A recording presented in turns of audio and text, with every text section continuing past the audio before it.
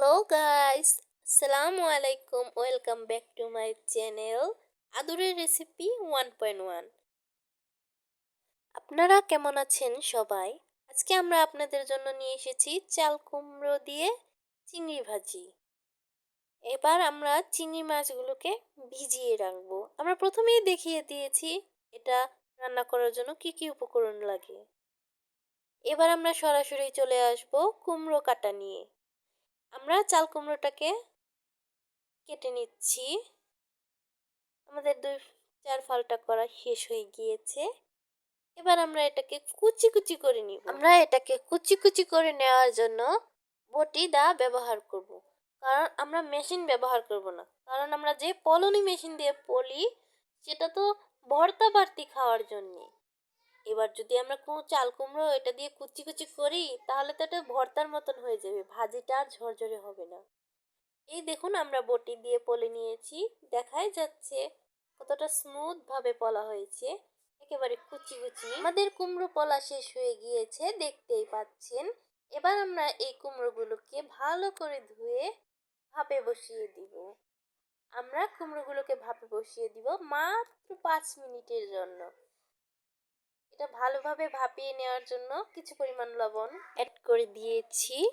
এবার চলে যাব চিংড়ি ধোয়ার জন্যে। এবার আমরা চিংড়ি শুটকিগুলোকে ভালো করে ধুয়ে নিব। এটা কচলে কচলে ধুতে হবে, কারণ চিংড়ি শুটকিতে তো অনেক পরিমাণ বালু থাকে, এটা আমরা সবাই জানি। ধুতেই থাকবো। এবার ধুয়ে নিচ্ছি আমরা।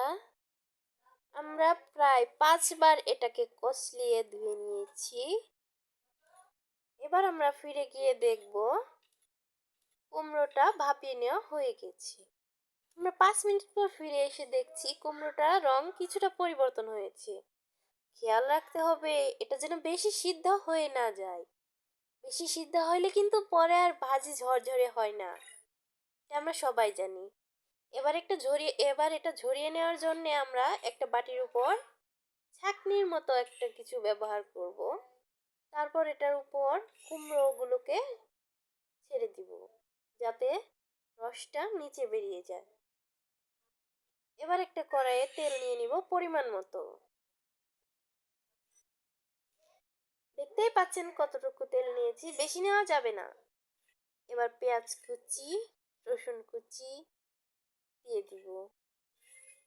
আমরা রসুন কুচি পেঁয়াজ কুচি দিয়ে দিয়েছি।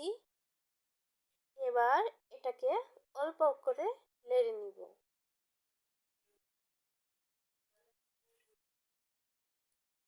এবার আমরা কুমড়ো ভাজির জন্য কিন্তু গাছ পেঁয়াজ মানে নতুন পেঁয়াজগুলো যে নামে সেই পেঁয়াজগুলো কিন্তু ব্যবহার করেছি, সবাই মনে রাখবেন গ্রানের জন্য।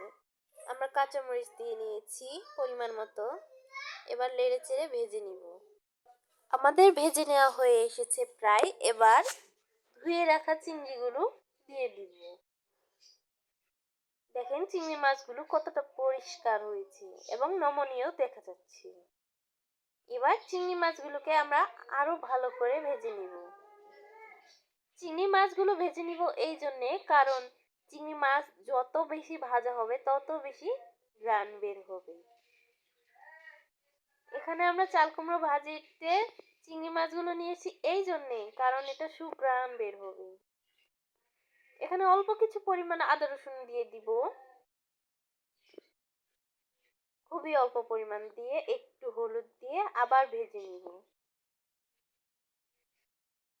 মনে রাখবেন এটা যতই ভাজা হবে ততই কিন্তু সুন্দর হবে। এবার কিছু পরিমাণ লবণ অ্যাড করে দিব,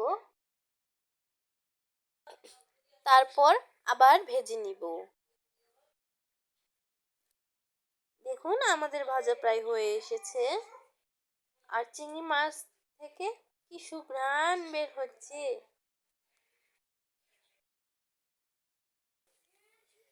এবার আমরা 2 মিনিট ভাজার পর এবার কুমড়োগুলো, ঝরিয়ে রাখা কুমড়োগুলো এখানে ছেড়ে দিব।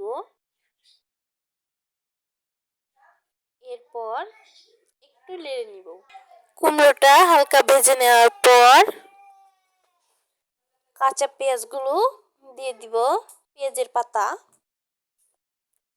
দিয়ে দেওয়ার পর 5 মিনিট ভেজে নিব। আমাদের ভেজে নেওয়া শেষ হয়ে গিয়েছে, এবার বাটিতে পরিবেশন করার জন্য রেডি হয়ে গিয়েছে আমাদের কুমড়ো ভাজি। দেখতেই পাচ্ছেন কতটা ঝরঝরে সুস্বাদু দেখতে লাগছে। তো দেখতে যেমন সুস্বাদু তেমন খেতেও অনেক সুস্বাদু লাগে।